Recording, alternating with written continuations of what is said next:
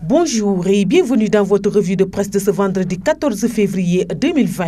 Le rapatriement des étudiants sénégalais de Wuhan, épicentre de l'épidémie de coronavirus, est un des sujets les plus en exergue dans la livraison de ce vendredi de la presse quotidienne, dont certains titres parlent également des violences sexuelles dont sont victimes les enfants.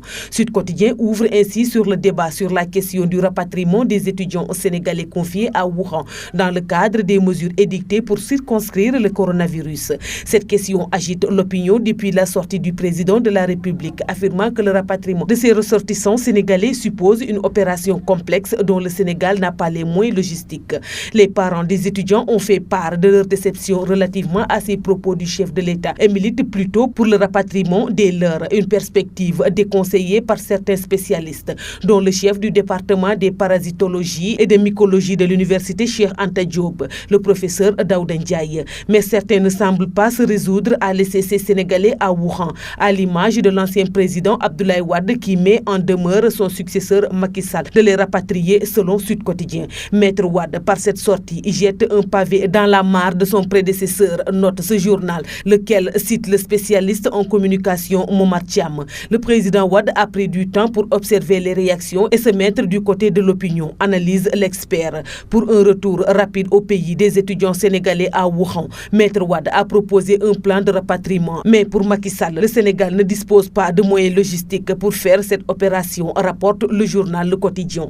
Maître Wade presse Macky, souligne de son côté Walf Quotidien. Contrairement au président Macky Sall, Abdoulaye Wade veut le rapatriement et tout de suite des Sénégalais bloqués en Chine. Car selon lui, le Sénégal a bel et bien les moyens de le faire. D'abord, ensuite, parce que l'angoisse des parents est insoutenable, indique le journal. Tribune de sa part se fait l'écho de la même demande de l'ancien président sénégalais, de même que le Témoin quotidien. Si l'on en croit ce journal, la situation de 13 étudiants sénégalais de Wuhan préoccupe au plus haut point de Maître Wade, au point qu'il demande le rapatriement immédiat. Toujours est-il que Maître Wade y met son grain de sel, observe critique le journal, notant que sa proposition à faire rapatrier les étudiants sénégalais de Wuhan et à mutualiser les efforts des pays africains pour un rapatriement collectif des ressortissants africains en otage en Chine risque de rajouter à la polémique sur l'opportunité ou non de rapatrier les fils du pays. À côté de ce principal sujet, celui portant sur les violences dont les enfants sont victimes ne sont pas en reste,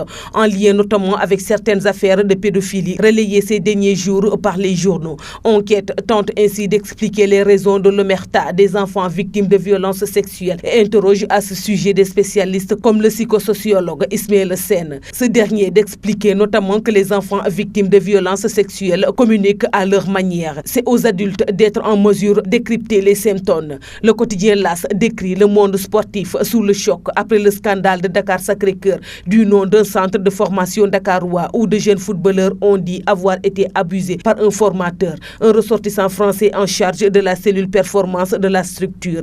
Ce qui s'est passé est inacceptable. A réagi à ce sujet le ministre des Sports, Matar Ba, une indignation à laquelle semble répondre Sayer Seck, président de Djambar, autre centre de formation sénégalais. Nous serons, promet-il, beaucoup plus regardants désormais. Le ministre sénégalais des Sports, Matar Ba, en guerre contre les prédateurs, rapporte de son côté Vox Populi. L'observateur signalant l'intervention de l'Olympique lyonnais, partenaire de Dakar Sacré-Cœur. Le club français ne veut pas que son image soit salie par Olivier Brice-Sylvain, le désormais ex-responsable de la cellule performance de DSC, actuellement en prison pour abus sexuels sur des footballeurs mineurs. Mais critique retient par ailleurs la guerre contre le péril plastique que le gouvernement sénégalais mène en mode fast-track par le biais d'une législation plus sévère et d'un champ d'action plus large avec l'implication des services habilités de l'État dans le suivi de la répression. C'est tout pour la revue de presse parvenue à la rédaction du groupe Média du Sud. Merci et bonne lecture à tous.